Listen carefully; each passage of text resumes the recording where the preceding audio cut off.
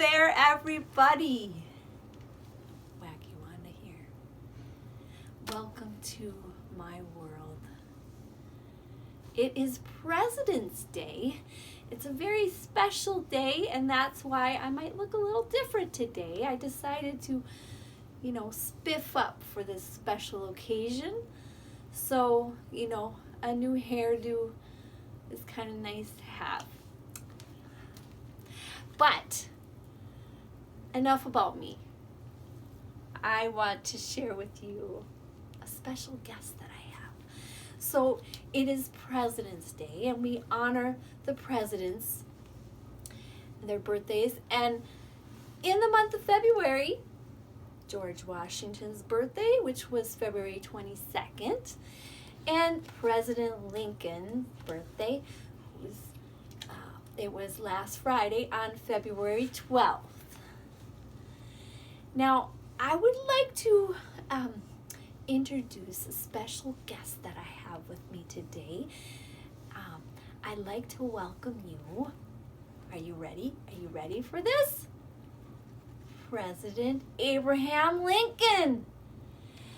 Here he is.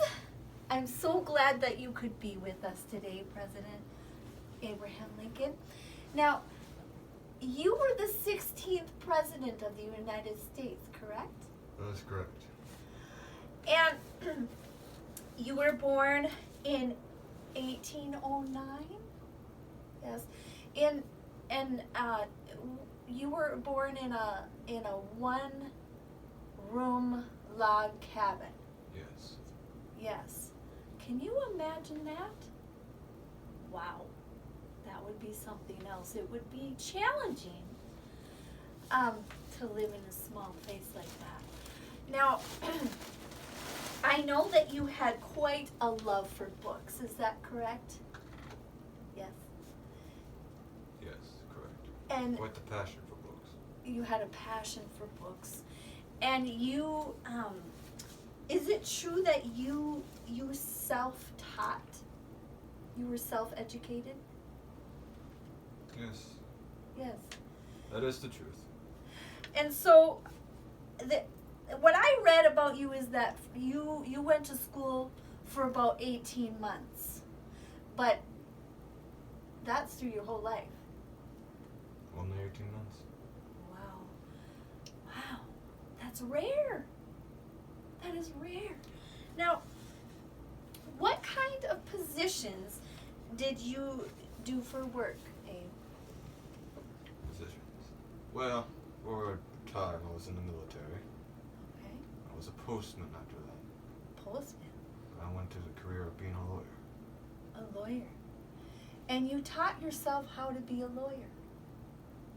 Yes, and you were quite successful, I read. Yeah.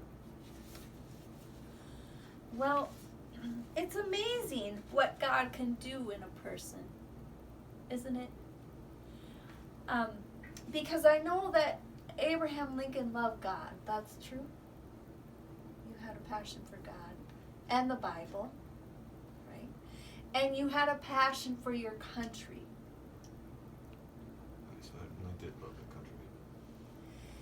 And you, well, first I want to ask a little bit about your stature here. How tall did you grow to be? 6'5". 6'5". And wow, that's tall. Until I shrunk an inch to 6'4" when I got older. And that can happen as humans, It does happen. We do shrink just a little bit as we age.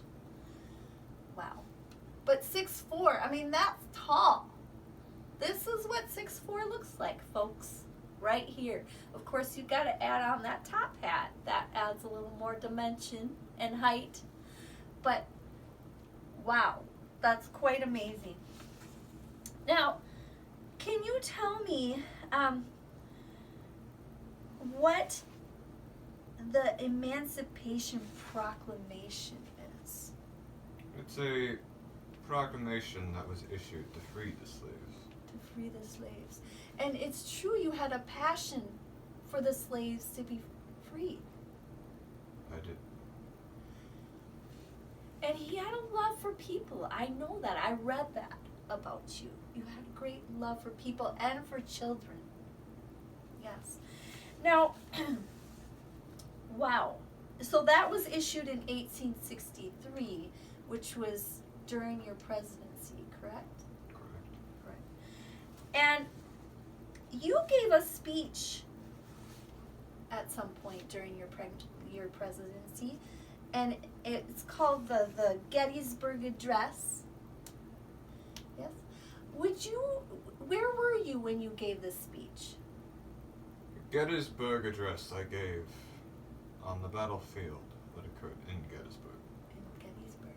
Would you be willing to share that speech with us today? Of course. Love to hear all about it. Wouldn't you? Love to hear. Oh, sure, I can hold that for you, sir. How old this paper is, I do not know. It's got to be pretty old.